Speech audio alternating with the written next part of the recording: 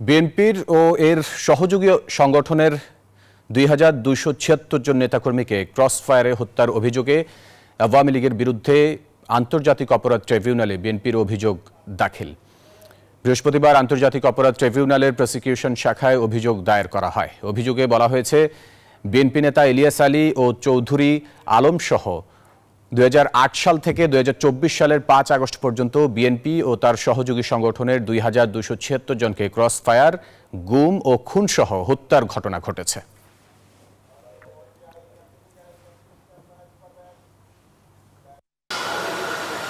ফয়সাল, আপনাকে ধন্যবাদ। কিছুক্ষণ আগে বিএনপির গুম খুন বিষয়ক তথ্য সংগ্রহ কমিটির দুজন সদস্য এসেছিলেন। তারা আন্তর্জাতিক অপরাধ ট্রাইব্যুনালের চিফ প্রসিকিউটর তাজুল ইসলাম বরাবর বা প্রসিকিউশন বরাবর এই তথ্য তারা অভিযোগ আকারে জমা দিয়েছেন এবং সেখানে সাবেক প্রধানমন্ত্রী শেখ হাসিনা এবং সংশ্লিষ্ট মানে যে এলাকায় থেকে গুম খুন করার অভিযোগগুলো তারা দিয়েছেন সেই সমস্ত সংশ্লিষ্ট থানার ওসি এবং এসপি সহ সংশ্লিষ্ট আইন শৃঙ্খলা বাহিনীর সদস্যদের নামে এই অভিযোগগুলো দায়ের করেছেন তারা।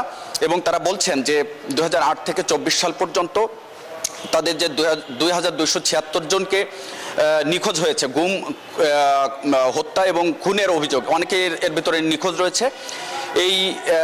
এটি মূলত হয়েছে আওয়ামী লীগ সরকার কর্তৃক তাদের আইন শৃঙ্খলা বাহিনী দিয়ে বিএনপির রাজনৈতিকভাবে বিএনপিকে একেবারে দমন পীড়নের উদ্দেশ্যেই মূলত বা বিএনপির রাজনৈতিককে ধ্বংস করার উদ্দেশ্যে এ ধরনের কর্মকাণ্ড আওয়ামী লীগ সরকার পরিচালিত করেছিল। এর মধ্যে অনেকেই এখনো পর্যন্ত নিখোঁজ রয়েছেন যারা গুম হয়েছিলেন।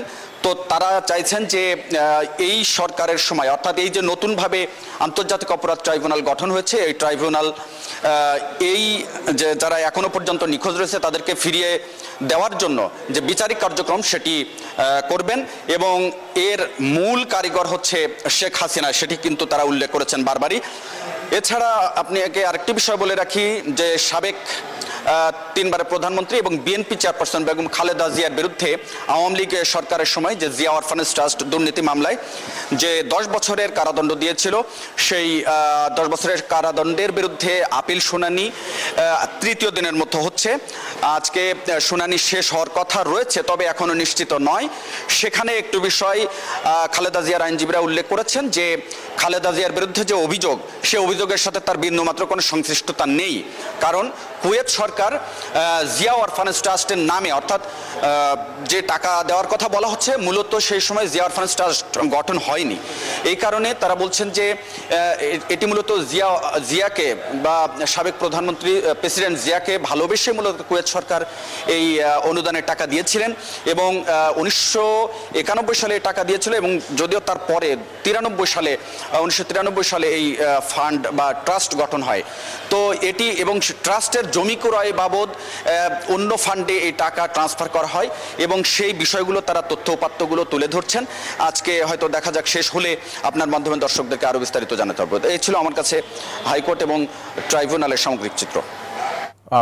অবশ্যই হাবিব, আপনাকে ধন্যবাদ আমাদের সাথে যুক্ত থাকার জন্য।